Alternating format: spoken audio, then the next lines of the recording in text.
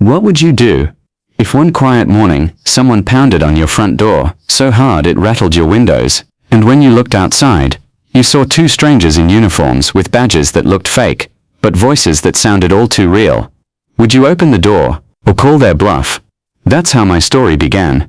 When I moved into this suburban neighborhood, I thought I was buying peace. The houses lined up like they had been cut and pasted from a catalog. Beige siding, flower beds, driveways clean enough to eat off. The smell of freshly trimmed grass often lingered in the air, and on weekends, kids rode bicycles while parents waved lazily from their porches.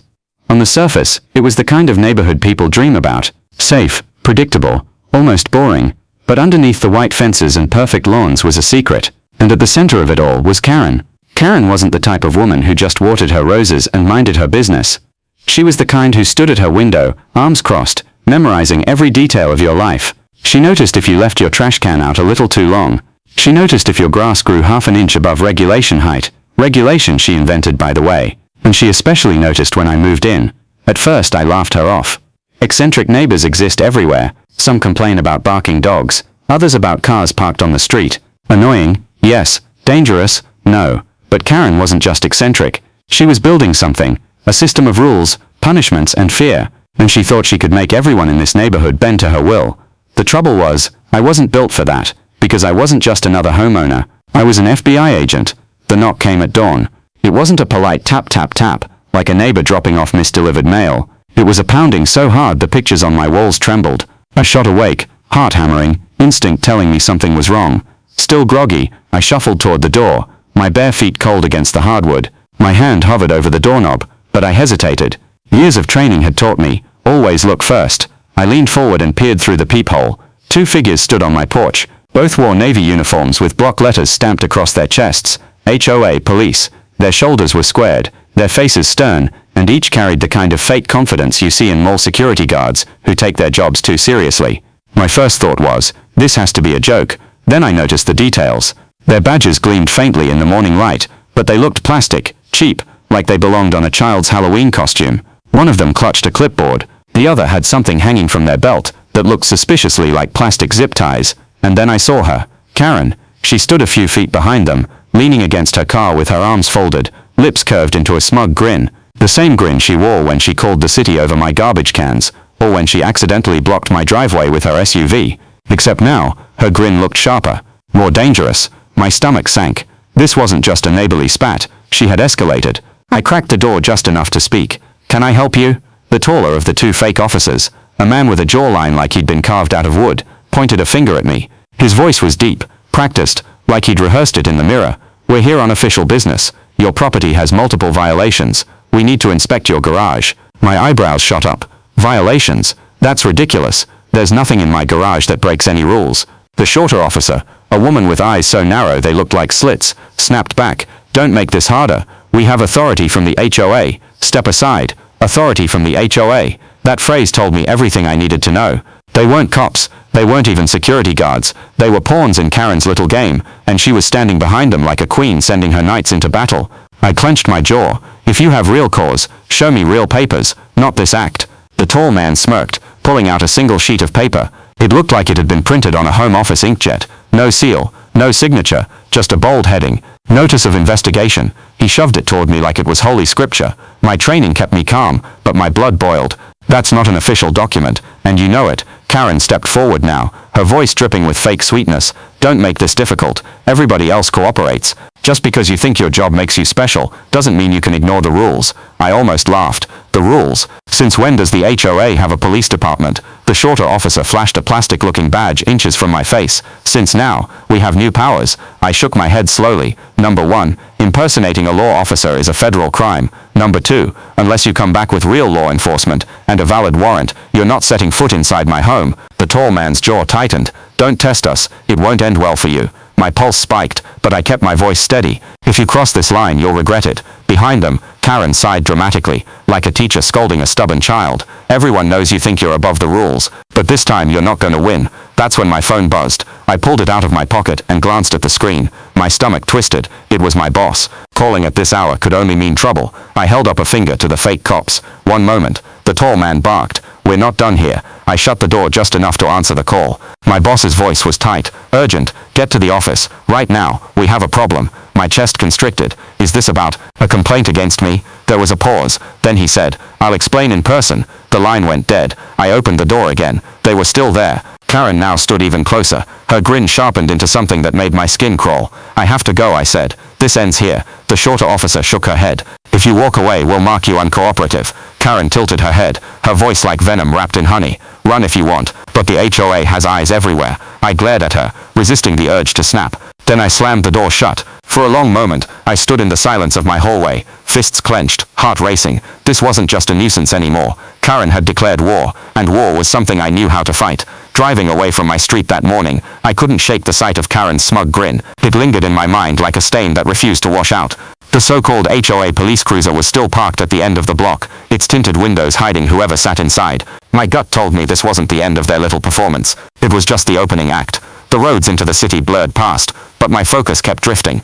My boss's urgent call replayed in my head on a loop. "Get to the office. Right now. We have a problem." That kind of tone meant one thing. The storm that began on my porch was already reaching the walls of the FBI. By the time I pulled into the bureau's parking garage, my pulse was racing. The building loomed tall and grey, as if it already knew I was arriving under a cloud of suspicion. Stepping inside, I noticed something immediately. People's eyes. Usually, my colleagues greeted me with nods, sometimes with casual jokes about the latest case. But today, heads turned, and then quickly shifted away. Conversations cut off when I walked past. The air felt heavier, filled with the static of rumors. I straightened my shoulders, forcing myself to walk with confidence. But inside, I was rattled. My boss was waiting near his office, arms crossed, expression tight. "You took your time," he muttered, ushering me inside. The door shut behind us with a soft click that sounded louder than it should have. "What's going on?" I asked, trying to keep my voice steady. He dropped a folder onto the desk with a sharp thud. "Local authorities are complaining about you." "About me?" My stomach twisted. "Yes. Claims of threats, refusal to cooperate with neighborhood enforcement." He leaned forward, eyes searching mine. "You want to explain?" I told him everything. The pounding at my door, the fake uniforms, Karen smirking in the background. I described the badges that looked like toys, the phony paper they waved at me. I even mentioned her little speech about new powers. For a moment he just stared at me. Then he exhaled through his nose. "They weren't real," I repeated firmly. "This is Karen's doing. She's behind all of it." He rubbed his temples, looking more exhausted than convinced. "Here's the problem. I have paperwork on my desk that says otherwise. Reports, citations, complaints signed by residents." My chest tightened. "Those are fake. Maybe. But they're official enough to end up in my hands." That was the danger. Karen didn't need truth. She just needed paperwork that looked official. And she had already found a way to funnel it directly into federal channels. My boss sat back, shaking his head. "Listen, I want to believe you, but this mess is growing. If higher-ups think you're a liability, my hands are tied." A cold weight settled in my stomach. Even here, in the one place I thought I was untouchable, Karen's reach was choking me. I left his office feeling like every step echoed too loudly down the hallway. Agents glanced up from their desks, some with pity, others with suspicion. A whisper reached my ears as I passed. "That's the guy from the complaint." My fists clenched, but I forced myself to keep walking. Losing my cool here would only feed Karen's story. At the break room, I grabbed a cup of coffee, hoping the bitter taste would ground me. That's when a colleague, let's call him Davis, stepped in. He glanced around before lowering his voice. "Got a second?" "Sure," I said, bracing myself. He leaned closer. "Word is, you're on thin ice. You might want to watch your back." I swallowed hard. "You mean here, or in my neighborhood?" He hesitated. "Both, and I'd keep an eye on that Karen lady. She's bragging about getting you in trouble." My blood ran cold.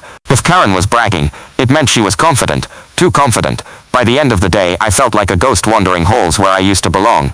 My badge weighed heavier in my pocket, not as a symbol of authority, but as a reminder of how fragile it could be. When I finally headed back to my car, the sun was dipping low. I wanted nothing more than to crawl into bed and shut the world out.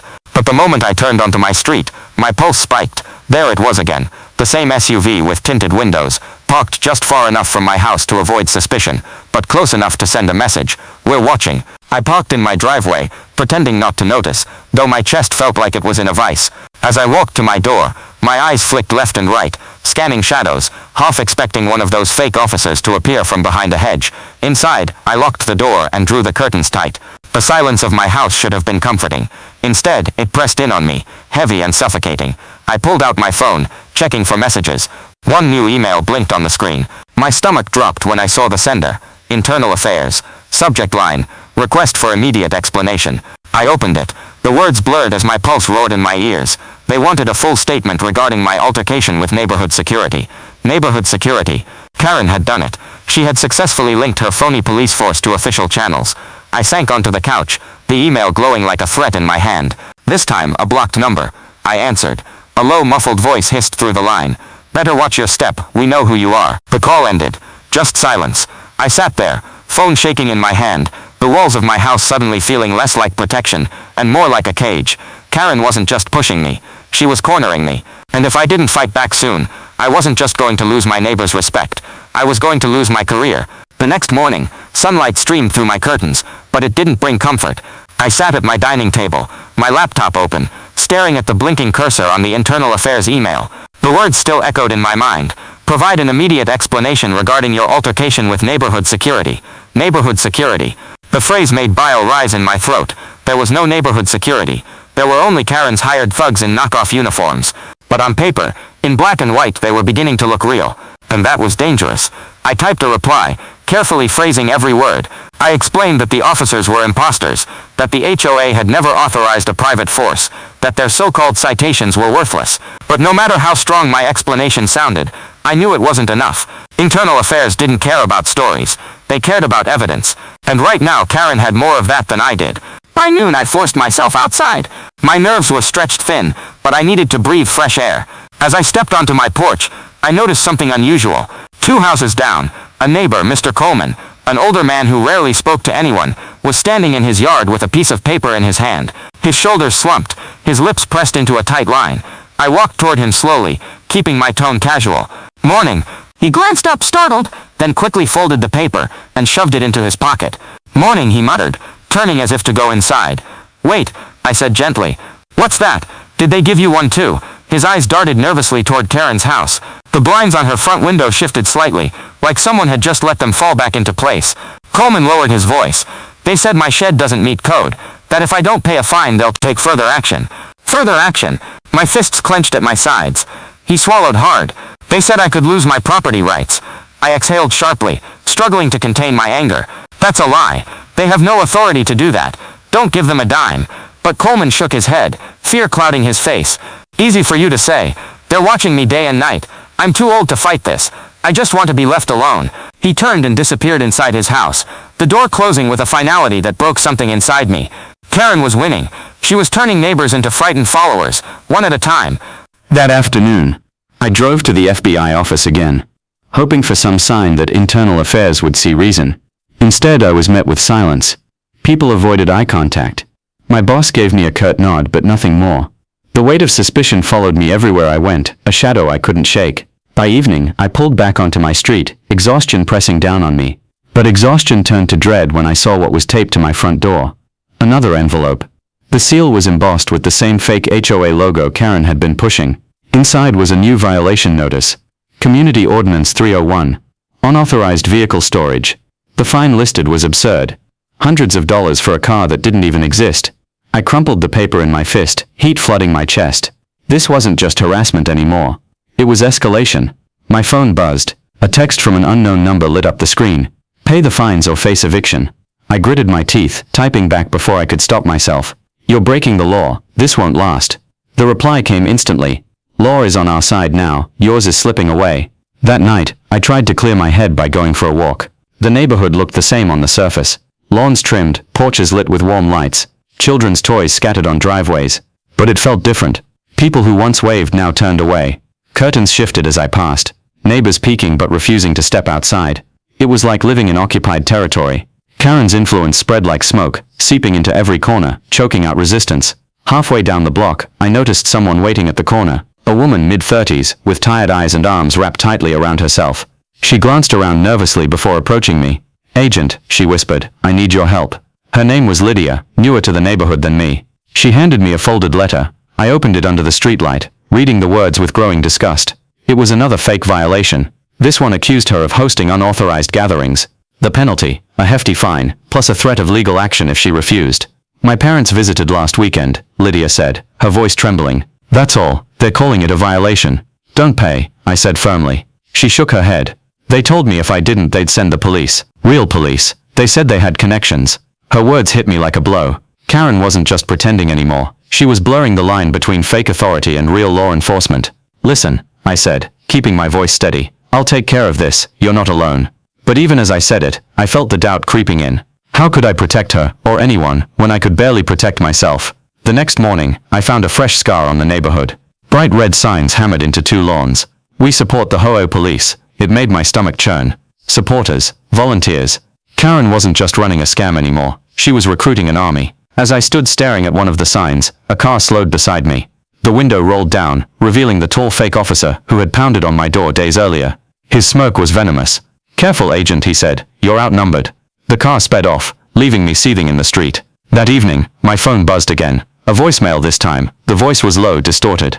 You're being watched. Don't fight us, you'll lose. My grip on the phone tightened until my knuckles turned white. I had faced criminals, fraudsters, and liars in my career. But this was different. This was personal. Karen wasn't just trying to break me. She was trying to own me. And if she succeeded, she wouldn't stop with me. She would own this entire neighborhood. The tension in my neighborhood had grown thick enough to choke on. Each day I watched more support the HOA police signs sprout from front lawns like poisonous weeds. Every sign felt like another nail sealing me into a coffin. Karen had built with her lies. I knew what she wanted. She wanted me isolated, distrusted, powerless, and if she couldn't break me with fake violations, she'd bury me under community pressure and whispers of misconduct at the FBI. But I wasn't built to surrender. I had spent years exposing fraudsters, liars, and cons. Karen thought she was clever, but she had made one critical mistake. She underestimated my patience, and she underestimated my ability to gather evidence. It was time to turn the tables. That morning, I pulled out a small black notebook, the kind I usually reserved for case notes. Page 1, I wrote, Karen Garrett, Operation HOA. From there I started listing everything. Every phony citation slipped under my door. Every suspicious car parked on my street. Every neighbor's whispered fear. Each piece of the puzzle would be documented, time-stamped, and stored. If Karen wanted to play bureaucracy, then I would use her own weapon against her. By mid-morning, I paid a visit to Lydia, the neighbor who had shown me her bogus violation letter. She opened the door cautiously, relief flickering across her tired eyes when she saw me. I brought something for you, I said, holding up a manila envelope. Inside, I had slipped a copy of the fake citation she'd given me, alongside my notes. You're not alone, I told her firmly. If this goes to court, or worse, internal affairs, I'll need you to testify about what they've done to you. Her lips pressed together. I want to, but I'm scared. I nodded. I know, that's exactly how they're keeping everyone silent. Fear. But if a few of you stand together, they can't silence us all. Lydia hesitated, then finally said, all right, I'll help. That gave me my first spark of hope. In the afternoon, I called Officer Alvarez, the local cop I trusted. His voice crackled through the phone, weary but steady. I've been digging into those plates you gave me, he said. They belong to a private security firm. The problem is, there's no official contract linking them to your HOA, which means they're freelancing. Illegal. If we can prove they're issuing citations and fines without authorization, that's exactly what they're doing, I replied. I've got multiple documents. They're fake, but they look official enough to fool my bureau. There was a pause. That's serious, but I'll need witnesses, not just papers. If residents come forward, I can open a formal case, I swallowed. Witnesses, that was the challenge. Fear kept most of my neighbors quiet. Karen's shadow loomed over every mailbox and front porch. Still, Alvarez's words lit a fire in me. If I could gather even a handful of brave statements, it might be enough to tip the scales. Start small, Alvarez advised. Find 2 or 3 who'll talk. Build from there. I'll back you up. For the first time in weeks, I felt like someone was in my corner. That evening, I spread all the bogus paperwork across my dining table. Violation letters, ordinances, even the threatening texts I had saved. One by one, I photographed them with my phone, cataloging every piece like evidence at a crime scene. It wasn't much, but it was a start. As I worked, my phone buzzed. A new text. You think gathering notes will save you? We're ahead of you. Always ahead. My blood went cold. Someone knew exactly what I was doing inside my own house. My eyes darted toward the window. The curtains were drawn, but I couldn't shake the feeling of being watched. I forced myself to breathe evenly. Whoever was sending these threats wanted me paranoid, wanted me to snap. Instead, I typed a single reply, see you in court. The next morning, the neighborhood felt heavier. On my way out to the car, I spotted 2 of Karen's officers standing at the corner, clipboards in hand, pretending to inspect lawns. Their eyes tracked me the entire time, silent but smug. I refused to acknowledge them, but inside, my fury simmered. By afternoon, I met with another neighbor, Mr. Patel, a soft-spoken man who ran a small business from his garage. He nervously invited me inside, his hands wringing together. They fined me, he confessed, said my business violates residential zoning, but I checked with the city years ago. I'm in the clear. They're bluffing, I said. Do you still have the citation? He handed it over. The letterhead was the same as Lydia's. Cheap logo, fake ordinance, bogus threats. I slipped it into my folder, my collection growing. Patel looked at me with pleading eyes. Will this really stop them? It will, I promised. But I need your statement. His shoulders slumped. I'll think about it. Fear again. But at least now I had his document. That night, I sat in my car at the edge of the neighborhood, notebook in my lap, recording observations. Karen's SUV pulled into her driveway around 9. Minutes later, 2 of her fake officers arrived, entering her house like soldiers reporting to their commander. I watched from the shadows, anger coiling tighter with each passing minute. This wasn't just a neighbor on a power trip anymore. This was organized, coordinated. My phone buzzed again. Another blocked number. I answered, heart thudding. A distorted voice sneered. Keep collecting your little papers. You'll never prove anything. And when we're done, you won't just lose your job. You'll lose your home. The line went dead. I sat there gripping the phone, my breath ragged. They weren't just trying to ruin me. They wanted to erase me. And Karen was leading the charge. The invitation came in the most ordinary way. A slip of paper tucked into every mailbox on the block. Mandatory neighborhood meeting. Attendance required. Location community center. Time 7 p.m. At the bottom, stamped in bold, was the fake HOA seal Karen had been flaunting. Mandatory. The word itself made my skin crawl. Who did Karen think she was? No HOA had the power to force attendance like this. But then again, nothing about this operation was real, and yet everyone was falling in line as if it were. That evening, I walked past my neighbors' houses and saw them quietly heading toward the community center, their faces tense, eyes downcast. Families who usually kept to themselves now shuffled together in silence, like villagers summoned by their queen. When I stepped inside the center, the air hit me like a wall. The room buzzed with uneasy chatter.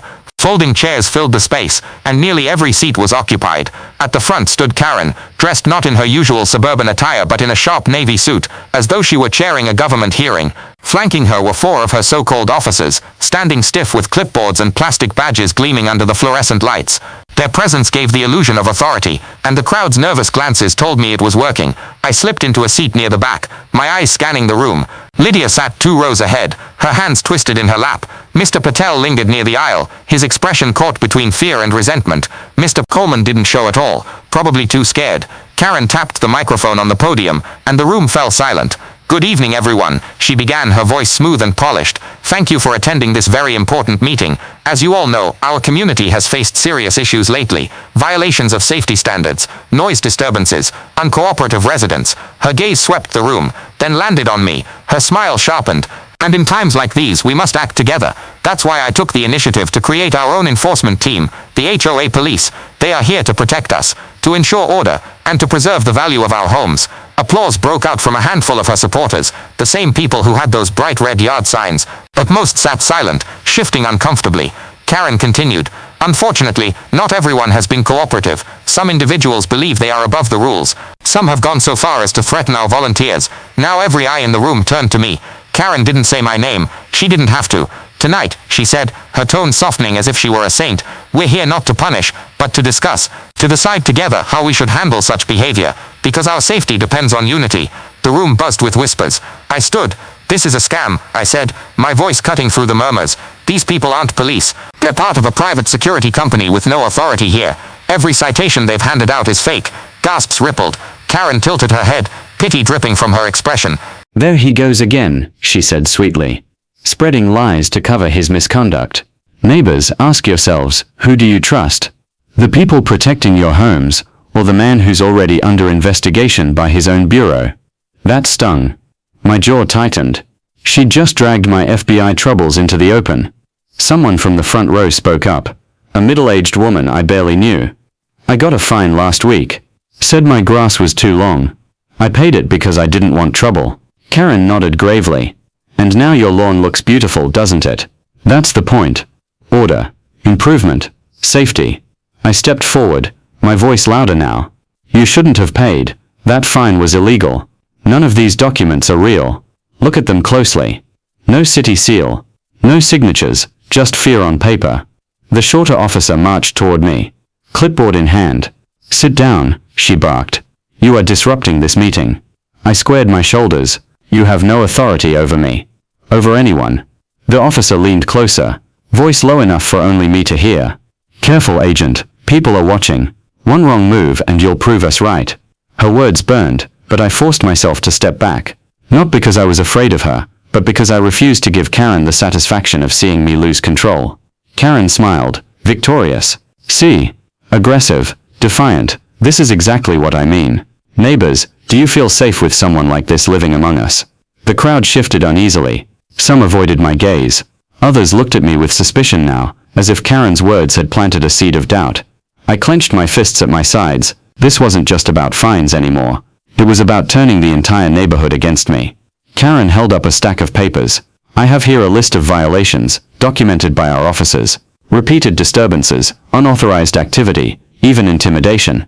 The question is simple, what should we do about it? She laid the papers on the podium, with a dramatic flourish. I propose disciplinary action, not eviction, not yet, but restrictions, limitations, until he learns to cooperate.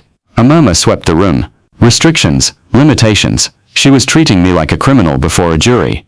I raised my voice. This isn't justice, this is manipulation. Look at the documents yourselves. They're fakes. To my surprise, Lydia stood, her voice trembling but clear. He's right. They gave me a violation for having my parents visit. They threatened me with legal action if I didn't pay. The room stirred. Karen's smile faltered for the first time. That's an exaggeration, Karen said quickly. Our officers only act when necessary. Mr. Patel slowly rose to his feet. They fined me too. Said I couldn't run my small business from my garage. But I checked. It's perfectly legal. They're lying. Gasps rippled again. Now Karen's supporters shifted uncomfortably. I seized the moment. 2 neighbors. 2 examples. Who else has been targeted? Don't be afraid. Speak up. Silence hung in the air. People exchanged nervous glances, but no one else moved. The fear was still too strong. Karen recovered, her voice sharp now. Isn't it interesting that the only people siding with him are the ones who broke the rules? Neighbors, don't let lies distract you. We're here to protect you, not deceive you. Her officers clapped, forcing a ripple of applause through the room. But it was weak, hesitant. The cracks in her facade were showing. Alvarez's advice echoed in my mind. Find witnesses, build from there. Tonight, I had 2.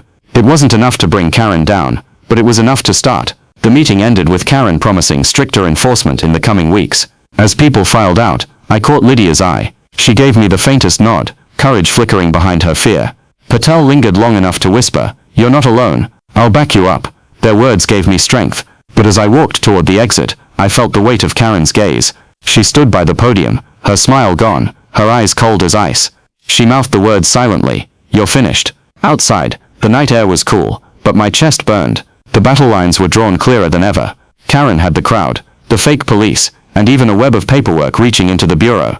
But now, I had something too. Proof, witnesses, and determination. This war was far from over. The morning after the so-called neighborhood meeting, I arrived at the bureau with a knot in my stomach.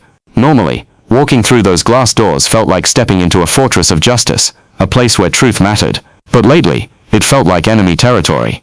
As I passed through security, I noticed the looks again, colleagues whispering, eyes flicking toward me, and then away just as fast. In the corner of the lobby, 2 younger agents huddled over a tablet. When they saw me, one nudged the other. They stopped talking, but the damage was already done. Karen's lies had leaked into my workplace, and now, every rumor painted me as the villain. At 9 a.m. sharp, my phone buzzed with a summons. Report to Internal Affairs, Conference Room B. My throat went dry. I walked down the long hallway, my shoes echoing against the tiled floor. Conference Room B loomed ahead, its frosted glass door cracked open just enough to show figures inside. When I stepped through, the atmosphere was suffocating. A panel of 3 sat at the long table, 2 men in suits, stern-faced, and a woman with steel-gray hair who seemed carved from stone. She was the one who spoke first. "Agent," she said crisply, "have a seat." I lowered myself into the chair opposite them, my hands clasped tightly in my lap. The gray-haired woman opened a thick folder, flipping through page after page. "We've received multiple complaints regarding your conduct in your residential community." My jaw clenched. "With respect, ma'am, those complaints are fabricated. They originate from a private security group impersonating law enforcement, orchestrated by a neighbor of mine." The man to her left raised an eyebrow. "And yet we have sworn statements from no fewer than 10 residents alleging harassment, intimidation, even threats. Are you saying all of them are lying?" Heat rushed into my face. "I'm saying they were coerced, intimidated. Karen Garrett." "Stop," the woman snapped, her eyes like knives. "You will not use this hearing to smear a civilian." My chest tightened. Civilian. Karen wasn't some innocent neighbor. She was running a racket. But sitting here, under the cold scrutiny of internal affairs, I realized how little that mattered. The man to the right tapped the folder. We also have documentation, notices, citations, written warnings, all bearing the HOA police seal. It's fake, I said firmly. I've collected copies myself. They're forged. There's no contract between that security company and our HOA. I can prove it. Do you have that proof with you today? I hesitated. The photos, the letters, Lydia's and Patel's testimonies, all of it was at home, organized in my growing evidence folder. I hadn't brought it here. The woman's eyebrow arched. I'll take that as a no. I leaned forward, desperate. Give me time. I can bring you everything. Testimonies, documents, even a local officer who's investigating. The panel exchanged glances, their expressions unreadable. Finally, the gray-haired woman spoke again. You are officially under review. Until further notice, your conduct outside this office will be closely monitored. Any further complaints could result in suspension of duty pending investigation. The words hit me like a hammer. Suspension. The badge in my pocket suddenly felt heavier than ever, like it might slip away at any second. I forced myself to nod. Understood. But inside, fury burned. Karen had dragged me into the very walls of my own agency, and she was winning. Back at my desk, I stared blankly at the case files in front of me. My work felt hollow, drowned out by the buzz of whispers that seemed to follow me everywhere. Around noon, Davis stopped by, his voice low. Heard about the review. You okay? I gave a bitter laugh. Define okay. He glanced around before leaning closer. Word is someone high up is backing her. That's why this is moving so fast. My stomach dropped. High up? He nodded grimly. Deputy director. She claims she's related to him. My blood ran cold. Karen had mentioned family connections before, but I hadn't wanted to believe it. Now it made perfect sense. That's how her fake paperwork ended up on a federal desk. That's why internal affairs treated her word like gospel. I rubbed my temples, fighting the pounding in my skull. If that's true, this isn't just about my neighborhood anymore. It's political. Davis gave me a look of sympathy. Then you'd better move fast, because once politics get involved, the truth doesn't matter. That evening, I returned home exhausted, but sleep was the last thing on my mind. I spread my evidence across the table again, my notebook open, scribbling timelines and connections. Karen's fake officers, the bogus citations, the neighbors too scared to resist, the way her paperwork funneled straight to the bureau, and now the deputy director. Piece by piece, the picture was forming. Karen wasn't just a neighborhood tyrant, she was shielded by blood ties to power. I knew what I had to do. I needed more than neighbors whispering the truth in private. I needed undeniable evidence, recordings, signatures, proof of money changing hands, something internal affairs couldn't ignore, no matter how deep Karen's family ties went. As I worked, headlights flashed across my window. I froze. A car had stopped in front of my house. Slowly, I peered through the blinds. It was the same black SUV with tinted windows. Engine idling. Lights off. My phone buzzed. A text appeared from a blocked number. You're running out of time. Cooperate, or lose everything. I stared at the message. The SUV still lurking outside, my pulse thundering in my ears. They weren't just watching me anymore. They were daring me to fight back. The SUV outside my house didn't leave until after midnight. Its shadow lingered long after the engine finally growled away, leaving me staring at the ceiling in the dark. Sleep refused to come. Every time I closed my eyes, I saw Karen's smug smile at the meeting, the cold look she gave me, and the flashing plastic badges of her fake police force. They wanted me paranoid. They wanted me scared. Instead, they gave me resolve. If internal affairs wouldn't take my word, then I'd give them what they couldn't deny: evidence. Solid, irrefutable, recorded proof that Karen was orchestrating a scam. I paid cash for a discreet audio recorder the size of a thumb drive, and a pair of glasses with a hidden camera built into the frame. It wasn't bureau-issued gear. It was civilian tech, the kind you could buy off a shelf. But it would do. That night I tested the equipment at home. The audio recorder picked up even the faintest sound from across the room. The glasses were less reliable. The video jittered when I moved my head too quickly, but together they were enough. I wasn't going to wait for Karen to bury me. I was going to dig into her empire. Opportunity came sooner than I expected. 2 days later, another flyer appeared in mailboxes. HOA Police Informational Session. Volunteers welcome. Location: Karen Garrett's residence. 8 p.m. She was bold, brazen, recruiting openly now. I slipped the recorder into my jacket pocket, slid the glasses onto my face, and walked toward Karen's house just before 8. Her driveway was packed with cars. The living room lights blazed bright, and I could hear the low hum of voices inside. When I entered, the room went quiet for a beat. Karen stood at the front, her lips curving into that ever-familiar smirk. Well, she said smoothly, looks like even our most difficult resident has decided to join us tonight. A few chuckles rippled through the crowd. My jaw tightened, but I forced myself to smile faintly. Just here to listen. Karen raised an eyebrow, but she didn't stop me. She thrived on the illusion of transparency. I slid into a seat near the back. From here I could see everything. The stacks of papers on her coffee table, the officers standing like guards by the walls, and the eager faces of neighbors too desperate for order to question the legitimacy of what they were hearing.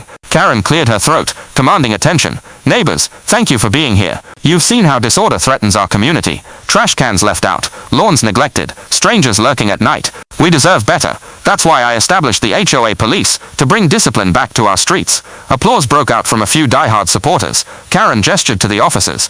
Our volunteers have already issued dozens of citations, collected fines, and ensured compliance, but this is just the beginning. With your support we can expand more patrols, stricter enforcement, higher standards. I nearly laughed. She sounded like a politician pitching a campaign, not a neighbor running a homeowners group. She picked up a paper and waved it. These are the latest violations: property damage, unauthorized gatherings, suspicious activity, each documented carefully, each enforceable. I leaned forward slightly, angling my glasses. The tiny camera blinked silently, recording every word. Karen's voice sharpened. Some may resist, some may claim we lack authority, but authority is not given, it is taken, and as long as we stand together, no one can challenge us. The room erupted in applause this time. Neighbors who had sat quietly before now clapped nervously, not wanting to stand out. I felt my stomach twist. Fear was contagious, and Karen was spreading it like wildfire.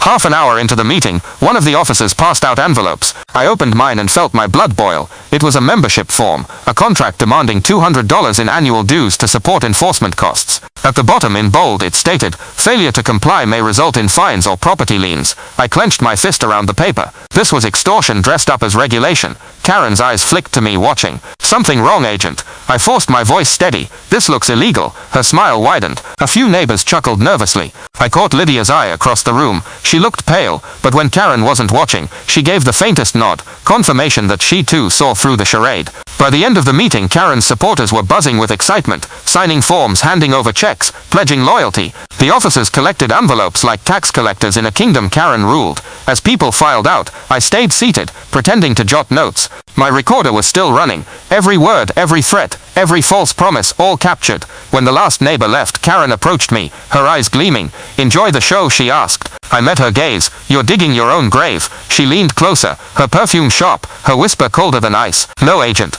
I'm digging yours, and when I'm done, not even your badge will save you. I walked out before I said something that would get me written up again. Back at home, I plugged the recorder into my laptop. The audio file blinked to life, clear as day. Karen's speech, her threats, her talk of authority, the dues, the fines. It was gold, but it wasn't enough. Internal affairs needed more than words. They needed faces, money trails, concrete evidence of fraud, and I knew exactly where to get it. Karen's fake citations, the ones she waved around like gospel. If I could get originals, signed by her officers, maybe even marked with bank records from her collection, I'd have everything. The problem was, they were in her house, and breaking into Karen's fortress would mean risking everything. That night, as I lay awake staring at the ceiling, a thought gnawed at me. If I didn't move fast, she'd bury me with another round of false complaints. Internal affairs wouldn't wait forever. The clock was ticking, and the only way to save myself was to step deeper into Karen's web, before it strangled me completely. Night laid a thin metallic hush over the neighborhood, the kind of silence that doesn't calm you so much as expose every sound you make. I sat in my parked car 2 streets over, engine off, phone dark, listening to the slow click of the cooling dashboard, and the faint regular thump of my pulse in my ears. Breaking the law to catch a liar wasn't my plan. It never is. But Karen's war wasn't happening in broad daylight anymore. It was being written on paper behind a closed door and smuggled out in envelopes. If the fraud lived on forms, receipts, and ledgers, then that was where I had to go. I wasn't stupid enough to go in blind. Half an hour earlier, I'd texted a single line to the only local cop I trusted. If I'm not home by 2:30, call me twice. If I don't answer, send a patrol. I didn't explain more. The less on a device, the better. He replied with a curt copy. That was all the permission I would get. I slipped out of the car, zipped my jacket, and started walking. The sky was bruised with cloud. No moon to betray me, but also no light to guide me. Porch lamps floated in neat rows, like beads on a string. Curtains were drawn, sprinklers hissed, and then fell silent. The whole street looked harmless and hollow, until you noticed the camera doorbells winking like metal eyes. Karen's house sat halfway down the block with the confidence of money. Boxwood hedges trimmed to military standards. A front porch that never had dust. 2 stone planters framing her steps like sentries. The lights were off inside. but a low amber glow leaked from the detached garage at the back, a sliver under the door. I took the side path, pushing through the hedge at a point I'd marked days ago. Thin, pliable, a small gap where a landscaper had forgotten to fill. The leaves were cool and damp against my sleeves. When I emerged on the other side, the yard opened like a dark, empty stage. The garage was newer than the house. Smooth siding, a keypad on the side door, no windows. A motion sensor sat on the soffit like a perched gull. I waited, counting in my head. Motion lights often sleep on a heartbeat. Wake them once by stepping through their cone, then again when you cross back. I wanted one flare, not two. I stepped forward. A white wash of light cracked open above me, painting the concrete, my shoes and the aluminum handle with a sterile glow. I kept my face turned and my chin tucked. Most consumer cameras don't love profiles. The keypad blinked, slow and patient. I didn't touch it. Keypads log attempts. Instead I tested the handle. It gave just a hair. Not locked, but something resisted from the inside. One of those cheap slide bolts you can buy in any hardware aisle. I slid a thin plastic shim from my pocket, the kind delivery drivers sometimes use to lift a latch when someone locks themselves out, and worked it along the seam. I wasn't prying a safe. I was gambling that Karen had secured her little empire with a $5 part. The bolt sighed. The door yielded. Inside it smelled like hot paper and lemon cleaner. The light I'd seen from the street came from a desk lamp in the far corner, the shade tilted toward a metal filing cabinet. A printer sat on a wheeled cart beside it, a sheet still resting in the output tray like a tongue. I eased in and closed the door behind me. The motion light outside clicked off, plunging the seam under the door back into darkness. The room was organized the way people organize things when they want to look legitimate. Labeled bins, color-coded folders, a corkboard with neat pushpins and overlapping schedules, a plastic seal embosser, cheap, handheld, rested beside stacks of cardstock engraved with a fake crest that now looked laughable up close. Every piece screamed, "We are official." Every detail whispered, "We are not." I pulled on nitrile gloves and took out my phone. Camera open, flash off. Top drawer, citations issued. Inside, manila folders by street name. I slid one open and felt my heartbeat spike. The same fake citations I'd pulled from my own door and from Lydia's and Mr. Patel's, but these were the master copies. Each one had a carbon sheet, the kind that leaves a faint transfer on the homeowner's copy, and a signature line filled with useless squiggles that matched across forms more than signatures ever should.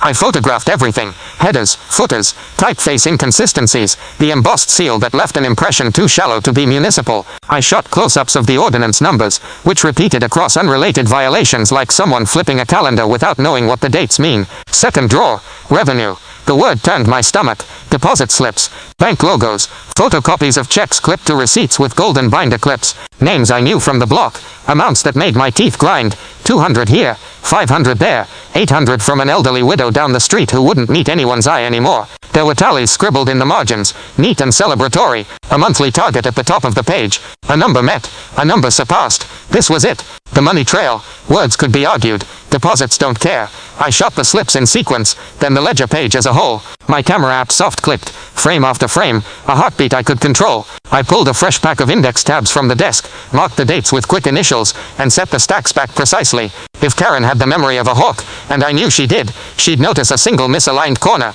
I wasn't here to tip the hive. I was here to map it. The printer hummed unexpectedly. I stiffened, every muscle pulling tight. A single page fed through, then spat into the tray with a soft pat. Auto-print cue, I told myself, or a nightly test.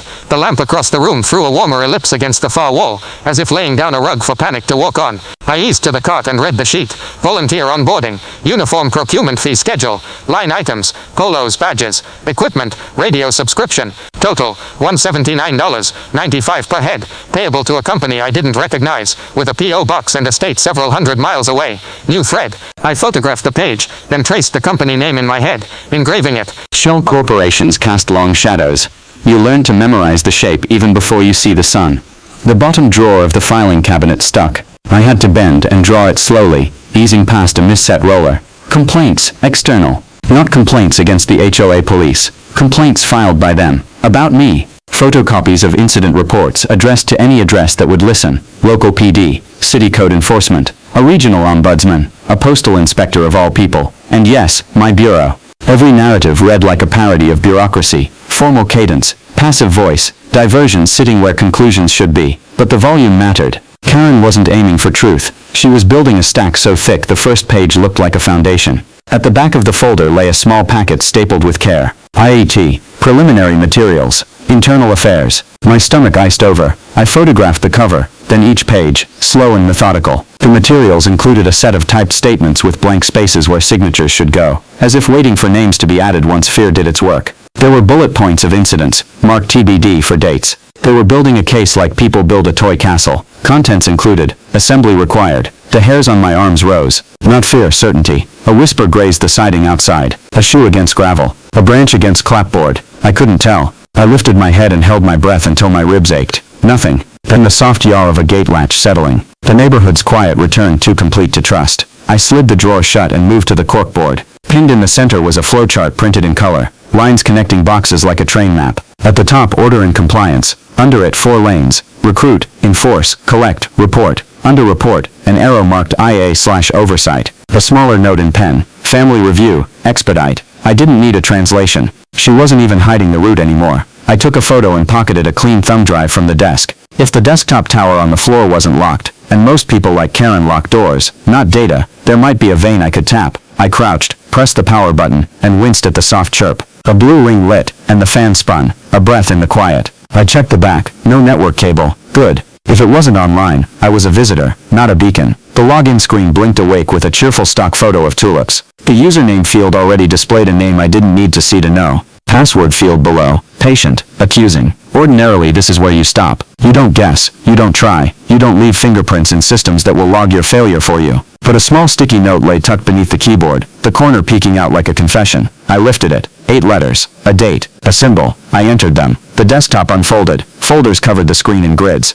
Ordinances, templates, letters, past due, volunteer lists, deposits, IA drafts, deputy family. The last one sat like a red button that knows what your finger wants. I plugged in the thumb drive and opened deposits. Scans of checks and mobile deposit screenshots lined up by month. Each image bloomed crisp as a blade. I copied by date, trailing the money like a spool back to its source. The progress bar crawled. I moved to IA drafts, Word docs, some with comments in the margins. Phrases like tighten this, remove allegedly, more aggressive. The cursor hovered while the copy dialogue chewed. I added the folder to the transfer. Deputy family sat unclicked, a gravity well bending every choice. The fan in the tower grew louder. Heat rose for lack of airflow. The room smelled faintly of plastic. Sweat prickled at my neck. The progress bar inched forward. 82%, 91%. Footsteps, not imagined. Heels on wood, a cadence I knew from neighborhood pavements and community center aisles. They paused at the back steps. A key brushed metal. I yanked the drive, killed the monitor, and let the tower hum blind behind the desk. The side door's lock turned with the soft cruelty of a practiced hand. No time to cross the room. No time to reset drawers. I had already reset them. I told myself. I had been careful. The lamp's ellipse warmed the floor by the filing cabinet. The door cracked. Air shifted. Perfume drifted in. Something expensive and sharp. I slid behind the tall shelving unit near the corner, pressing my back against cool drywall, angling my foot away from the storage bin beside it so rubber wouldn't squeak plastic. I held my breath until I felt lightheaded.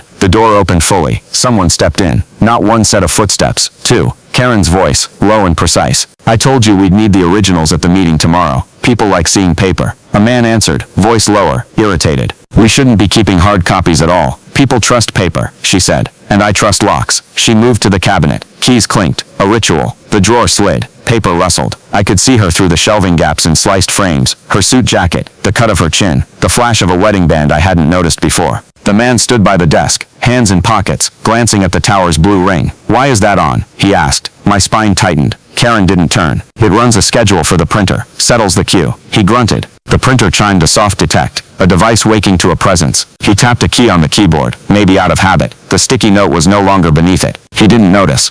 Or he noticed and decided not to. Everyone's skittish, he said. That agent rattled more trees than you promised. He rattled, she said. We felled. There's a difference. She closed the drawer and moved to the corkboard. The flowchart glinted. Her fingertip followed a line toward report and paused on IA/oversight like a cat tapping glass. Family review, she murmured, almost proud. He rolled his shoulders. You shouldn't say that out loud. Relax, she said. No one is listening. The tower's fan spun down a notch. A bead of sweat crawled along my temple, paused at my jawline, then fell to the concrete with an insultingly loud tick. Karen's head snapped toward the shelving. Silence. The kind that grows teeth. She stepped forward, slow and graceful. Do you hear that? The man listened, then scoffed. Rats. Or your sprinklers again. She took one more step.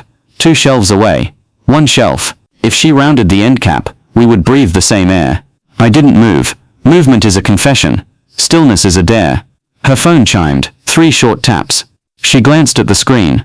Her face changed, not fear. Calculation. The volunteer list, she said. We're over target.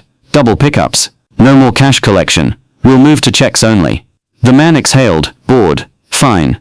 She turned away from the shelving and back to the filing cabinet. Grab the deposit packet. We'll run it early. He pulled the second drawer, the one with revenue, and took a slim folder. I caught a flash of bank logo before his arm blocked it. They turned toward the door. Karen flicked the lamp off. Darkness surged in, absolute. The side door opened, then closed, the latch kissing metal. The motion light outside coughed on for a second, seeping through the seam like a thin blade, then died. I didn't move for 30 seconds, then 60, counting heartbeats until they stopped trying to be counted. My chest ached. My lips tasted like copper. I put the thumb drive into my inner pocket and felt its weight the way a drowning man feels a rope. When I eased toward the door, something small resisted under my shoe. I bent and found the sticky note I'd lifted from beneath the keyboard, the one with the password. In the dark it had fallen. The corner was torn. I froze, replaying the last 5 minutes, the man tapping the keys, not finding the note where he'd left it, the fan noise, Karen's near discovery, the folder of deposits walking out. I had enough to pull a thread, but if they noticed this one scrap missing, they would lock down everything before morning. My phone buzzed in my pocket, violent in the quiet. 1 vibration. 2. 2:30 a.m. Alvarez, right on time. Call if it gets ugly. The side yard gate clicked. Not a memory now. Footsteps crossed the gravel again, faster this time. A hand hit the side door. The handle shook, harder. A key scraped, missed, scraped again. A voice, not Karen's, and not the man's, rough and impatient. Open up, we have a problem. I slid the bolt gently, praying it would set without a sound, praying it had enough play to catch. It seated with a soft metal kiss. The key found the lock, turned. The door yanked and thudded against the new stop. A curse spilled through the seam. Another hand joined the first on the handle. Whoever was on the other side, shoved with both arms. The bolt flexed. The wood shuddered. A second voice joined the first, breath hot with anger. Open the damn door. Paper whispered behind me, the printer waking again, as if to announce me in the worst possible way. A status chime pinged. The handle rattled enough to chatter the bolt in its channel. I stepped back into the dark, the shelves at my shoulder. The towers fanned the only pulse I could hear besides my own, and felt the thumb drive burning like a small incriminating star against my ribs. The doorframe groaned. Open it, the rough voice said again. Lower, closer, leaning into the seam so hard I could feel his breath snake through the gap. Now. The garage door rattled like a ribcage under a giant's fist. The bolt I had slid across the frame groaned with each shove. Dust drifted from the siding and tickled my nose, but I didn't dare breathe. The two voices outside overlapped, one harsh and gravelly, the other younger, impatient like a dog straining on a leash. Open it, the older one growled. She's gonna kill us if the files are gone. The younger snapped back. The words made my blood run colder. They knew something was missing. I pressed my back tighter against the shelving unit. My fingers clamped around the recorder in my pocket. The thumb drive I'd stolen burned against my ribs like contraband. If they forced that door open and searched the room, it was over. Another slam rattled the frame.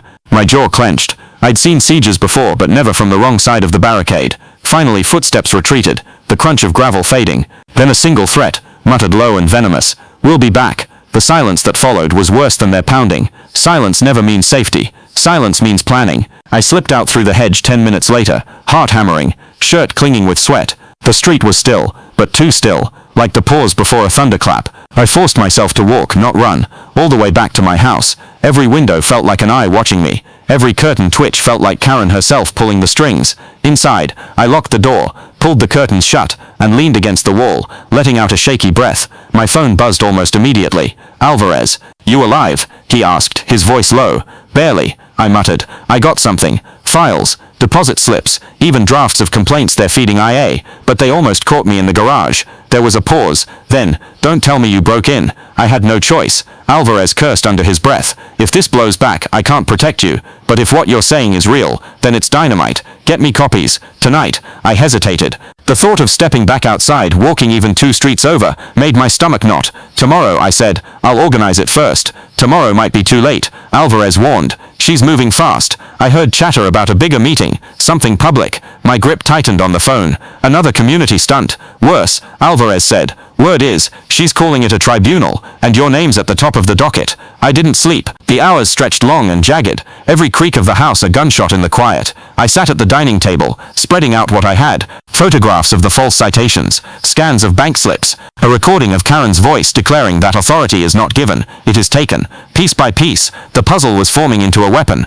But even with all this, I knew Karen wouldn't fold easily. Not when she had half the neighborhood cowed and the FBI's internal affairs poisoned with her lies. At dawn, a soft knock echoed on my door. My pulse jumped. I reached instinctively for the pistol locked in my desk. Agent? A voice whispered. Female. Nervous. I cracked the door. Lydia stood there, clutching a folder to her chest, her eyes darting over her shoulder. They came to my house last night, she whispered. 2 of them. Said if I didn't sign a statement against you, they'd fine me double. I told them no. Fear flickered across her face, but so did defiance. She handed me the folder. Inside were 3 violation notices, each one more absurd than the last. Unapproved visitor. Yard light too bright. Improper holiday decor. They're ridiculous, she said, her voice trembling. But I kept them, in case you needed proof. For a moment, I couldn't speak. My throat tightened. Finally, I said, you just gave me more than you know, thank you. Her eyes watered. Please don't let them win. By midday, Karen's machine roared louder than ever. Flyers stapled to telephone poles announced a neighborhood tribunal, mandatory attendance. The bold letters screamed from every corner. Accountability, order, justice. Everyone knew what it meant. Everyone knew who it was for. Me. The whispers followed me like smoke. Neighbors crossing the street when I approached. Children pulled indoors. Support signs blooming faster across lawns. By evening, the whole neighborhood was buzzing. People walked toward the community center, in uneasy clusters, some clutching envelopes of fines they'd already paid, others with expressions carved from fear. I followed at a distance, Alvarez's voice echoing in my head. Get more witnesses. Catch her in the act. This was it. Karen wasn't just running a scam anymore. She was staging a trial, and if I didn't turn it against her, she would bury me once and for all. The community center looked different that night. Normally, it was a cheerful place. Potluck dinners, scout troop meetings, the occasional garage sale overflow. But now, floodlights blazed across the parking lot, and 2 of Karen's officers stood at the entrance like sentries, their plastic badges catching the light, as if they were real. Folding chairs had been arranged in long rows, facing a makeshift podium draped with a banner. Neighborhood Tribunal, Order and Compliance. The words stank of tyranny dressed up as procedure. I walked in, feeling every pair of eyes snap toward me. Whispers cut through the air like blades. That's him. He's the one. The FBI guy. The troublemaker. Karen stood at the podium, her hair pinned back, her suit sharper than ever, her lips curved into a smile that never touched her eyes. Good evening, neighbors, she began, her voice ringing clear. Tonight we gather to address a matter of great importance. Our community thrives on rules, order, and mutual respect. But when one of us refuses to follow those rules, the harmony of all is at risk. Murmurs of agreement rippled through the crowd. Some were genuine. Most were nervous echoes. Karen gestured toward me with a delicate hand, as though presenting evidence in court. One resident has repeatedly disobeyed regulations, threatened volunteers, and spread lies about this council. He has insulted our authority and endangered our peace. Tonight, we must decide together how to respond. All eyes locked on me. I rose slowly, my jacket hiding the recorder still humming in my pocket, the thumb drive tucked deep in the lining. With respect, I said, forcing my voice calm. What you're calling a tribunal is nothing more than a show trial. These so-called officers are not recognized by any HOA. The citations you're waving are fake, and you, I pointed at Karen, are exploiting your neighbors for money. Gasps fluttered across the room. Karen's smile didn't falter. Deflection, she said smoothly. Classic tactic. When faced with accountability, he points fingers. But neighbors, ask yourselves, who truly benefits from chaos? Who gains from denying order? She lifted a folder, thick with papers, and held it high. Here are the documented violations. Noise disturbances, unauthorized visitors, threats of violence, all carefully recorded. I stepped forward, my pulse pounding. Then let's see them.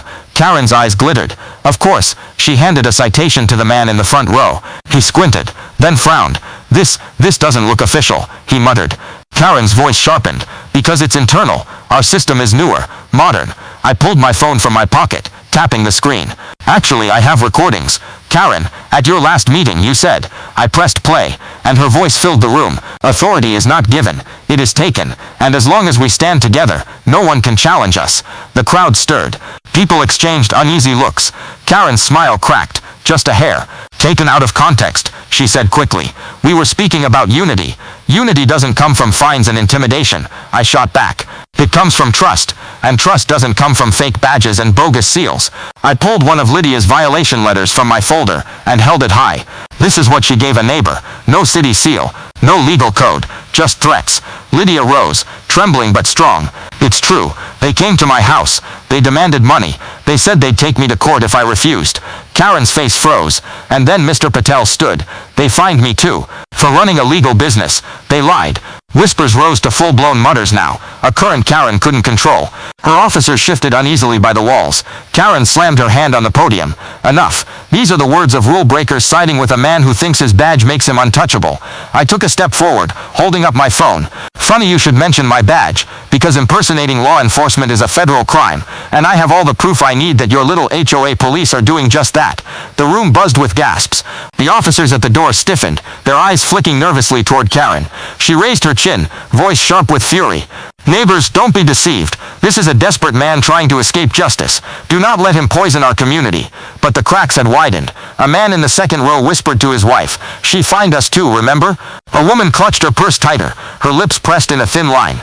Karen saw it, the shift, the doubt, and her composure wavered for the first time. She snapped her fingers at her officers. Remove him. They moved toward me, plastic badges glinting under the lights, hands twitching near the zip ties on their belts. I stood tall, voice steady but loud enough for the whole room to hear.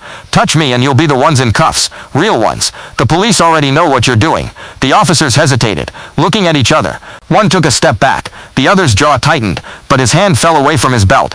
Karen's face turned crimson. Cowards, she hissed. I turned to the crowd, my chest heaving. You don't have to live in fear anymore. This ends tonight, if you're willing to stand up and say enough. For a moment, silence hung heavy. Then Lydia spoke again. Enough. Mr. Patel echoed it. Enough. And then like a ripple breaking into a wave, voices rose across the room. Enough. Enough. Enough. Karen's smile finally shattered. Her eyes burned as she gripped the podium, her knuckles white. This isn't over, she spat. You'll regret this. But for the first time I saw fear in her eyes. The morning after the tribunal, the air in the neighborhood was different. For the first time Karen didn't look invincible. Her smile faltered when she stepped out to grab her mail. Neighbors avoided her gaze instead of bowing to it. A few support signs even vanished from lawns overnight, yanked down and tossed into trash bins. But the battle wasn't won. Not yet, because Karen had something the neighbors couldn't see. Something more powerful than fake badges and bogus fines. She had blood ties in the highest corridors of the FBI, and she was about to use them. I arrived at the bureau that morning hoping for a reprieve, hoping maybe the tribunal had been enough to loosen her grip. But the moment I swiped my badge through the scanner, I knew something was wrong.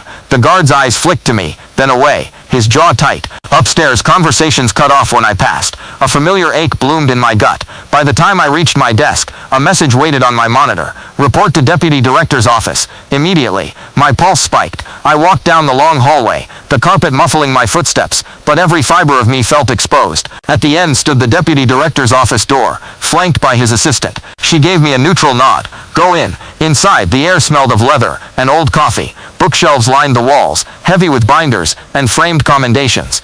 Behind the desk sat Deputy Director Richard Avery, sharp suit, silver hair, cold eyes, and sitting to his left, legs crossed, was Karen. She wore a blazer this time, her posture perfect, her face the picture of false innocence. When our eyes met, her lips curled into a smile only I could decode. Checkmate. The Deputy Director leaned back in his chair. Agent, sit. I lowered myself into the seat, my pulse hammering. He folded his hands. I've received troubling reports, multiple complaints from your neighborhood. Allegations of threats, intimidation, harassment. Enough that Internal Affairs has escalated their review. With respect, sir, I began, my voice tight. Those complaints are orchestrated by this woman. I gestured toward Karen. She's impersonating law enforcement, extorting neighbors, funneling fake reports straight into this bureau. I have evidence. Karen cut me off smoothly. What he calls evidence is nothing but recordings taken out of context, documents twisted to fit his paranoia. He's been harassing us for weeks. Her uncle nodded slowly, his expression carved from stone. Miss Garrett tells me you've been disruptive, that you've interfered with community order, even that you've trespassed on private property. Trespass. My stomach dropped. They knew about the garage. Karen's eyes gleamed. He broke into my home office, Richard, rifled through my private files. That's not just misconduct. That's criminal. I leaned forward, my voice low but fierce. She's lying. That home office is where she keeps the fake citations, the bogus fines, the bank slips she's pocketing from terrified neighbors. I've seen them myself. The deputy director's eyes narrowed. And how exactly did you see them? For a moment silence crushed me. If I admitted the truth, the break-in, I'd hand them the weapon they needed to end me. If I lied, Karen would smirk her way through the fallout. Karen's voice was silk. You see, Uncle, this is what I've been warning you about. He thinks the rules don't apply to him. He hides behind his badge and does whatever he wants. The deputy director raised a hand, silencing her. His eyes stayed locked on me. Agent, understand this. I don't care about neighborhood squabbles, but if you've compromised your integrity, if you've broken the law, I cannot and will not protect you. My throat tightened. The weight of the thumb drive in my pocket felt heavier than ever. It was proof. Proof that could bury Karen. Proof that could save me. But showing it here, now, would be suicide. Karen and her uncle would find a way to twist it, to spin it. So I held my ground. With all due respect, sir, I said slowly, this is bigger than a squabble. People are being extorted, intimidated, their money stolen, their rights trampled. And Karen Garrett is at the center of it. Karen gasped theatrically, a hand to her chest. Richard, are you hearing this? He's obsessed, dangerous. The deputy director rose from his chair, towering behind the desk. Enough. Internal Affairs will handle this. Until then, Agent, you are suspended from field duty. Effective immediately. The words slammed into me like a bullet. Suspended. Karen's smile widened, her victory almost complete. I rose slowly, my fists clenched at my sides. This isn't over. Karen leaned back in her chair, her voice low enough for only me to hear. Oh, it is, you just don't know it yet. I walked out before my fury betrayed me, but inside, one truth burned hotter than ever. If I didn't act soon, Karen would destroy me completely. And worse, she'd take the neighborhood with her. The word echoed in my skull as I drove home from the bureau, my badge still in my pocket but stripped of its weight. The deputy director hadn't needed to shout. His calm authority was enough to cut me off at the knees, and Karen's smug smile as I left told me everything. She believed she'd won. But suspension wasn't death. It was a warning, a pause, and sometimes, a pause is all you need to flip the game. That night, I sat at my dining table with the thumb drive, the violation letters, and the audio recorder spread before me like cards in a rigged deck. My evidence was strong, strong enough to burn Karen's empire down, but not if it stopped at her uncle's desk. I needed to go higher, or sideways, somewhere her reach couldn't taint. So I called Alvarez. He picked up on the second ring. Talk fast. I'm off duty, but I've been hearing noise. They suspended me, I said flatly. Her uncle pulled the trigger. She thinks she's untouchable. Damn, Alvarez muttered. What's your play? I have evidence, real evidence, citations, deposit slips, recordings, enough to prove extortion and impersonation, but if I hand it over through normal channels it'll vanish. He was quiet for a moment. Then he said, meet me, tonight, same diner, back booth. Alvarez was already there, hunched over a mug, his plain clothes blending him into the late-night crowd. I slid the thumb drive across the table. It's all here. Originals, scans, even drafts of complaints she's feeding IA. He turned it over in his fingers, eyes narrowing. You got this how?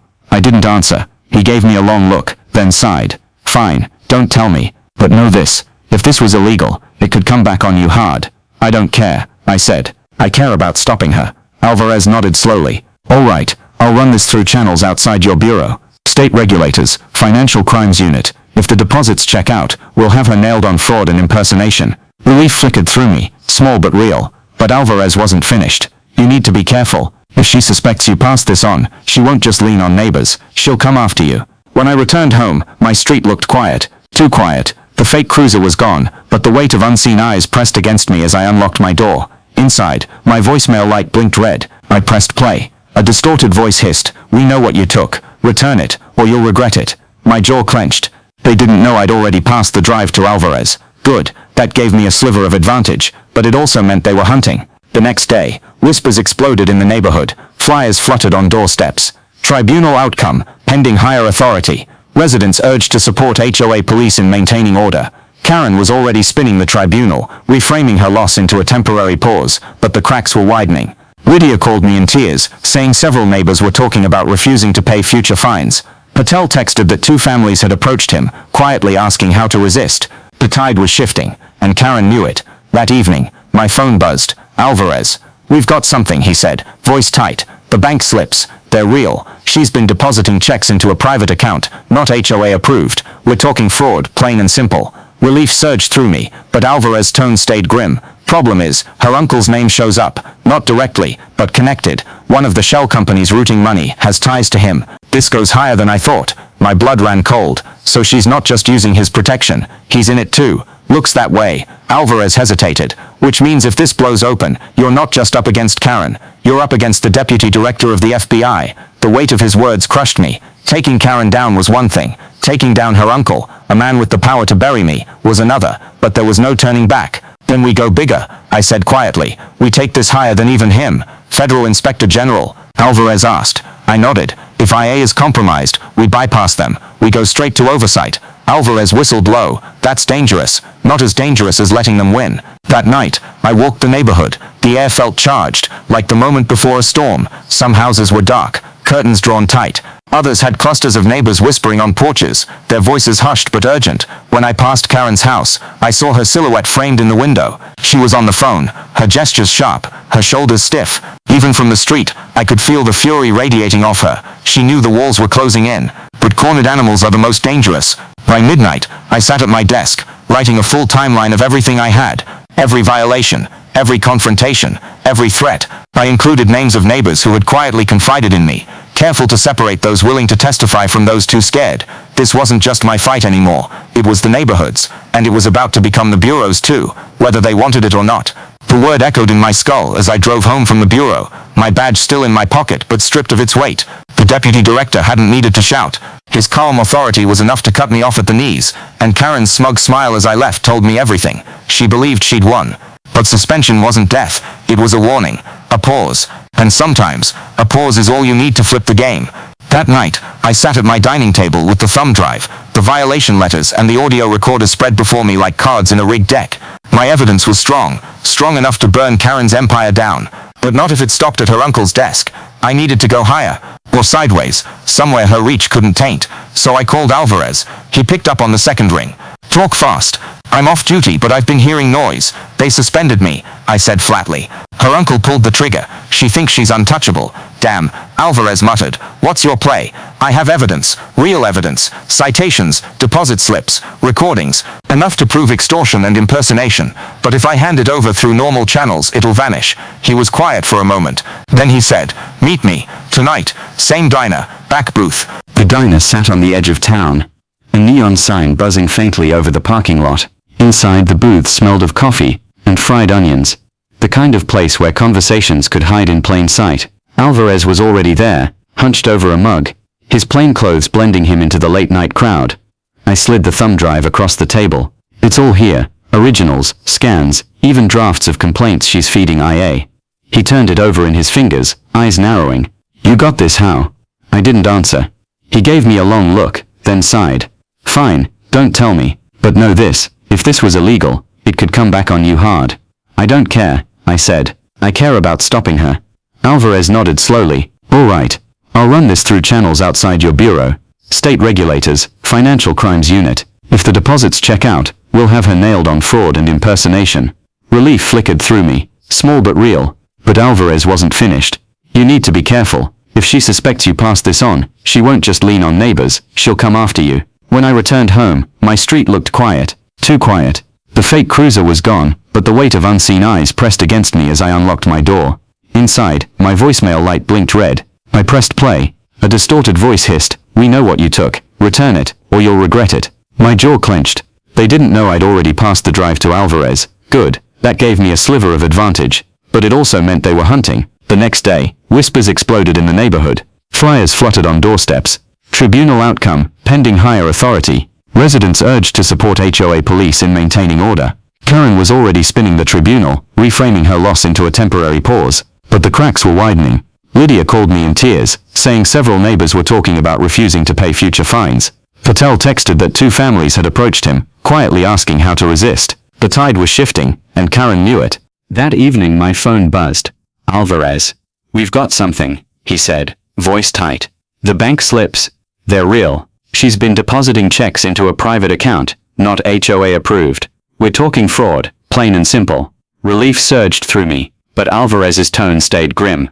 Problem is, her uncle's name shows up, not directly, but connected. One of the shell companies routing money has ties to him. This goes higher than I thought. My blood ran cold. So she's not just using his protection, he's in it too. Looks that way. Alvarez hesitated. Which means if this blows open, you're not just up against Karen. You're up against the deputy director of the FBI. The weight of his words crushed me. Taking Karen down was one thing. Taking down her uncle, a man with the power to bury me, was another. But there was no turning back. Then we go bigger, I said quietly. We take this higher than even him, Federal Inspector General. Alvarez asked. I nodded. If IA is compromised, we bypass them. We go straight to oversight. Alvarez whistled low. That's dangerous. Not as dangerous as letting them win. When I passed Karen's house, I saw her silhouette framed in the window. She was on the phone, her gestures sharp, her shoulders stiff. Even from the street, I could feel the fury radiating off her. She knew the walls were closing in. But cornered animals are the most dangerous. By midnight, I sat at my desk, writing a full timeline of everything I had. Every violation, every confrontation, every threat. I included names of neighbors who had quietly confided in me, careful to separate those willing to testify from those too scared. This wasn't just my fight anymore. It was the neighborhood's, and it was about to become the bureau's too, whether they wanted it or not. The word echoed in my skull as I drove home from the bureau. My badge still in my pocket but stripped of its weight. The deputy director hadn't needed to shout. His calm authority was enough to cut me off at the knees, and Karen's smug smile as I left told me everything. She believed she'd won. But suspension wasn't death, it was a warning. A pause. And sometimes, a pause is all you need to flip the game. That night I sat at my dining table with the thumb drive, the violation letters, and the audio recorder spread before me like cards in a rigged deck. My evidence was strong enough to burn Karen's empire down. But not if it stopped at her uncle's desk. I needed to go higher. Or sideways. Somewhere her reach couldn't taint. So I called Alvarez. He picked up on the second ring. Talk fast. I'm off duty but I've been hearing noise. They suspended me, I said flatly. Her uncle pulled the trigger. She thinks she's untouchable. Damn, Alvarez muttered. What's your play? I have evidence. Real evidence. Citations, deposit slips, recordings, enough to prove extortion and impersonation. But if I hand it over through normal channels, it'll vanish. He was quiet for a moment. Then he said, meet me, tonight. Same diner, back booth. The diner sat on the edge of town, a neon sign buzzing faintly over the parking lot. Inside, the booth smelled of coffee and fried onions, the kind of place where conversations could hide in plain sight. Alvarez was already there, hunched over a mug, his plain clothes blending him into the late-night crowd. I slid the thumb drive across the table. It's all here. Originals, scans, even drafts of complaints she's feeding IA. He turned it over in his fingers, eyes narrowing. You got this how? I didn't answer. He gave me a long look, then sighed. Fine, don't tell me. But know this, if this was illegal, it could come back on you hard. I don't care, I said. I care about stopping her. Alvarez nodded slowly. All right, I'll run this through channels outside your bureau, state regulators, financial crimes unit. If the deposits check out, we'll have her nailed on fraud and impersonation. Relief flickered through me, small but real, but Alvarez wasn't finished. You need to be careful. If she suspects you passed this on, she won't just lean on neighbors, she'll come after you. I almost laughed. She already has. When I returned home, my street looked quiet. Too quiet. The fake cruiser was gone, but the weight of unseen eyes pressed against me as I unlocked my door. Inside, my voicemail light blinked red. I pressed play. A distorted voice hissed, "We know what you took. Return it, or you'll regret it." My jaw clenched. They didn't know I'd already passed the drive to Alvarez. Good. That gave me a sliver of advantage, but it also meant they were hunting. The next day, whispers exploded in the neighborhood. Flyers fluttered on doorsteps. Tribunal outcome, pending higher authority. Residents urged to support HOA police in maintaining order.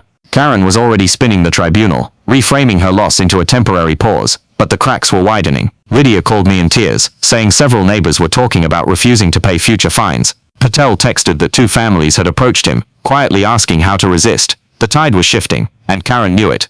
She's been depositing checks into a private account, not HOA approved. We're talking fraud, plain and simple. Relief surged through me, but Alvarez's tone stayed grim. Problem is, her uncle's name shows up. Not directly but connected. One of the shell companies routing money has ties to him. This goes higher than I thought. My blood ran cold. So she's not just using his protection, he's in it too. Looks that way. Alvarez hesitated. Which means if this blows open, you're not just up against Karen, you're up against the deputy director of the FBI. The weight of his words crushed me. Taking Karen down was one thing. Taking down her uncle, a man with the power to bury me, was another. But there was no turning back. Then we go bigger, I said quietly. We take this higher than even him. Federal Inspector General, Alvarez asked. I nodded. If IA is compromised, we bypass them. We go straight to oversight. Alvarez whistled low. That's dangerous. Not as dangerous as letting them win. That night, I walked the neighborhood. The air felt charged, like the moment before a storm. Some houses were dark, curtains drawn tight. Others had clusters of neighbors whispering on porches, their voices hushed but urgent. When I passed Karen's house, I saw her silhouette framed in the window. She was on the phone, her gestures sharp, her shoulders stiff. Even from the street, I could feel the fury radiating off her. She knew the walls were closing in, but cornered animals are the most dangerous. By midnight, I sat at my desk, writing a full timeline of everything I had. Every violation, every confrontation, every threat. I included names of neighbors who had quietly confided in me, careful to separate those willing to testify from those too scared. This wasn't just my fight anymore. It was the neighborhood's, and it was about to become the bureau's too, whether they wanted it or not. The city skyline cut against a gray morning as I rode shotgun in Alvarez Cruiser, a manila folder heavy on my lap. Inside sat the documents, the printouts, and the thumb drive, a carefully arranged arsenal of truth. I should have felt relieved. After weeks of harassment, lies and fear, we finally had enough to expose Karen, but my stomach twisted tighter with every passing mile, because Karen wasn't done.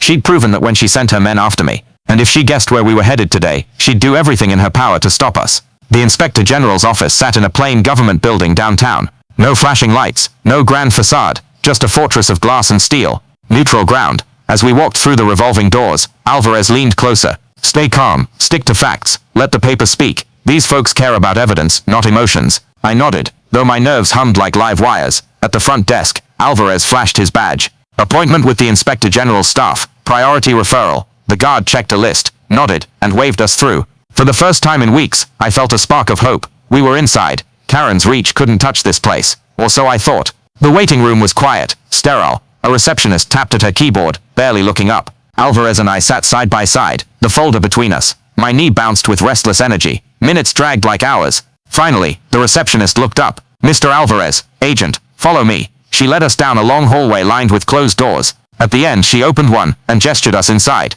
The room was bare, just a table, 4 chairs and a digital recorder in the center. 2 men in suits sat waiting. One introduced himself as Inspector Howard, the other as Deputy Counsel Fields. They shook our hands with practiced neutrality. Please, Howard said. Sit. Let's begin. Alvarez placed the folder on the table and slid it across. Documentation of fraud, extortion, and impersonation of law enforcement. We believe a private security group has been masquerading as an HOA police force under the direction of Karen Garrett. Funds are being misappropriated into a private account. There are ties to the deputy director of the FBI. That last line landed heavy. Both men exchanged sharp glances. Show us, Fields said. I opened the folder, spreading documents across the table. Violation slips, deposit slips, fake ordinances. Then I pulled out the thumb drive. Digital copies, recordings, audio of Garrett herself admitting her authority is taken, not given. Howard nodded. We'll verify the chain of evidence. If this is accurate, it's serious. I felt a breath of relief escape my lungs. Finally someone was listening, but before we could continue, the door burst open. Karen, she stormed in like she owned the place, a sleek black folder under her arm, her uncle, Deputy Director Avery at her side. My blood went cold. What is this? Avery barked. You're entertaining false accusations against a civilian? Against my family? Howard rose calmly.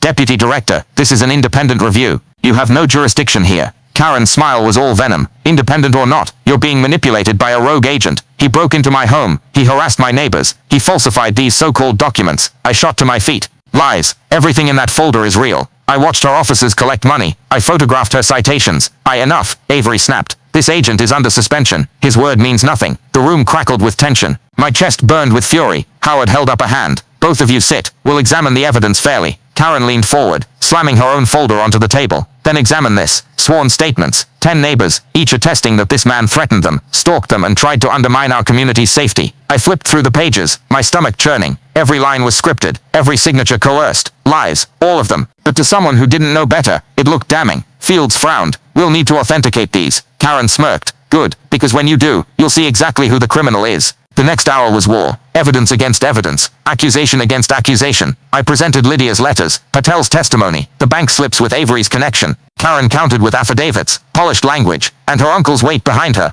At one point she leaned close, her voice a whisper meant only for me. You should have dropped it when I warned you. Now you're finished. I clenched my fists, forcing myself to stay calm. Exploding here would only help her. Finally, Howard spoke. We'll take both submissions under review. Until then, no decisions will be made. Karen's smile widened. She thought she'd stalled me again. But then Alvarez leaned forward, his voice cutting sharp. Inspector, one more thing. He placed a single sheet on the table. It was a copy of the shell company registration. Clear, irrefutable, with Avery's name listed as an officer. Silence slammed into the room. Karen's face blanched. Avery stiffened, his jaw tight. Howard's expression hardened. Deputy Director, care to explain this? For the first time Avery faltered. Karen jumped in, her voice shrill. It's a mistake, a coincidence. He had nothing to do with. Howard raised a hand. Enough. We'll verify everything, but know this, interfering with this investigation will not be tolerated, from either of you. Karen's mask cracked. Her hands shook as she gathered her folder. She glared at me one last time, her voice dripping poison. This isn't over, but her eyes told a different story. For the first time I saw fear, real fear. When the meeting ended, Alvarez and I stepped into the hallway. My knees felt weak, but relief pulsed through me.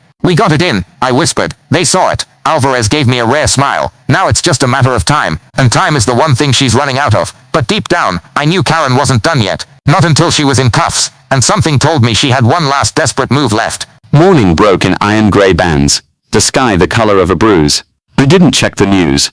I didn't check the neighborhood chat. I just sat at my kitchen table with a cooling mug of coffee and waited for a phone call that would decide whether any of this mattered. It came at 8:06 a.m. Alvarez. We got movement, he said, voice low, controlled. The Inspector General escalated overnight. 2 warrants, one for Karen's residence and garage, one for the shell company's local office. Financial crimes is riding along. Stay close, but don't insert yourself. Copy, I said. My hand shook as I set the phone down. Not from fear, from the sudden dizzying possibility of after. Out on the street, the neighborhood looked like it always had, lawns clipped, sprinklers ticking, garbage trucks groaning. And yet everything felt suspended, as if even the birds were waiting for a verdict. By 9, unmarked sedans rolled in quiet and deliberate. Officers fanned out with muted efficiency. A few neighbors stepped onto porches in robes, blinking against the light. Curtains lifted, stayed lifted. No one pretended not to see. I walked to my driveway, arms folded, and watched from the lip of the sidewalk as they approached Karen's door. She opened it before they knocked. No suit today, no stage smile, just a stiff sweater, hair pinned too tight, eyes lacquered with defiance. You can't be here, she said. This is harassment. The lead agent presented the paper, voice even. Search warrant, signed by a judge at 7:43 a.m. Step aside. For a heartbeat I saw her calculate. The way she always did. Angles, exits, levers. Then her gaze slid across the street and landed on me. And for the first time since this began, the look she gave wasn't smug. It was personal. You did this. I didn't move. They went in. 2 to the house, 2 to the garage. A van eased down the alley, blocking the rear exit. Another team peeled off toward the detached structure, the place I had called the paper room in my notes. When they popped the door, light pooled across concrete and cabinets, and the printer cart, revealing exactly what I'd seen in the dark, only this time under the whiteness of official fluorescence and the cool method of evidence technicians. A murmur rippled down the block. Mr. Patel stood at the end of his driveway, hands in his jacket. Lydia hugged her kids on their porch, eyes shining. Minutes crawled. Then came the first instruction from inside Karen's house, sharp as a lid snapping shut. Ma'am, do not touch that. A beat. Ma'am, step away from the computer. Another beat. A chair scraped. Shoes scuffed. Put your hands where I can see them. The officers emerged with boxes, files, ledgers, sealed baggies with deposit slips, the stamp embosser, a stack of carbon copy citations whose edges had that telltale blue smudge. One tech held up a clear sleeve containing a printed flowchart. Recruit, roll in force, collect, report, and shook his head once, as if even bureaucracy could be appalled. From the garage, a second team produced binders labeled revenue, and a banker's box with IA draft scrawled in ink. The box angle tilted and a packet slid forward, the paperclip catching light. Even from across the street, I recognized the format, the pre-typed complaints, the blanks waiting for signatures that fear would supply. Karen followed the procession to the porch, flanked by 2 officers. She wasn't cuffed yet, but her jaw had that polished stone set to it, the kind that cracks only under a pressure you can't see coming. You're making a mistake, she said. Those are HOA records. The lead tech didn't stop moving. They're evidence. Her eyes slid past him to me again. He broke into my garage, she said, loud enough for the block to hear. He's a thief. I held her gaze. You built a prison out of paper, I said softly. We're just tearing down the walls. The siren that sounded then wasn't dramatic. It wasn't even loud. It was the short, percussive burp of a cruiser clearing an intersection 2 blocks over. But it turned heads, and the heads stayed turned as another car rolled up and parked behind the sedans. Deputy Director Avery got out. No entourage, no press, just a man whose power had become a suit he couldn't wear convincingly anymore. He walked toward his niece, jaw tight, eyes on the boxes, and for a second the entire street seemed to inhale. A pair of federal agents intercepted him before he reached the lawn. Sir, one said, you've been notified. You are not to interfere. He opened his mouth, habit more than strategy, and then closed it when he saw the signatures on the warrants. His gaze lifted to me. Something like hatred flickered, then something like calculation, then something he hadn't planned for. The look of someone who saw the edge for the first time and understood that it was real. He turned away without a word. The wind shifted. You could feel it. Neighbors stepped closer to their sidewalks. Someone said, "My God," not as an oath, but as a recognition. People started talking, not whispering by mailbox slits, not texting behind curtains, talking. Names came out, amounts, threats. The texture of fear turned brittle and began to flake. Alvarez touched my elbow as if he'd been standing there the whole time. Maybe he had. "We're taking her downtown for questioning," he said. "Bank confirmed the transfers. IG has already notified your IA panel." My mouth was dry. "And the deputy director. Administrative leave pending investigation," he said. "Effective an hour ago." Across the street, an officer read Karen her rights. She didn't fight. She didn't flinch. She just stood there in the early light, wrists offered, eyes burning a hole straight through me as the cuffs clicked. A neat double tap in the morning. "You think this makes you a hero," she said, voice low, almost calm. "You think they'll thank you." "I didn't do it for thanks," I said. She smiled, small and strange. "Order always returns," she whispered, with or without a crown. They walked her to the car. The door shut with a soft padded thud. The cruiser eased away. A sprinkler sputtered to life 2 houses down, and sprayed an arc across a lawn too perfect to be true. The neighborhood exhaled. Isolite Crowther's lives. And a soap. That had an arc across a lawn too perfect to be true. The neighborhood exhaled. Depositions, subpoenas, a leak-proof chain of custody that would have made my old evidence instructors nod once and say good. Word filtered back in palatable phrases. Indictment considered. Resignation submitted. Restitution recommended. Internal Affairs called me in a week later. The same gray-haired woman sat at the end of the table. The same folders. But the room felt different, like a shadow had been peeled off the furniture. She slid a sheet across the table. "You're cleared," she said. "No suspension. No reprimand. Your field status is restored." I stared at the line that mattered, and let the breath I'd been saving leave my body. "Thank you. We should be thanking you," she said, dry but sincere. "Next time bring the proof first." "I tried," I said. She almost smiled. "Then bring more." Outside the building, the sky was a clean blue for the first time in weeks. I called Alvarez and didn't say anything when he answered. He didn't either. We didn't need to. Life didn't snap back. It reset.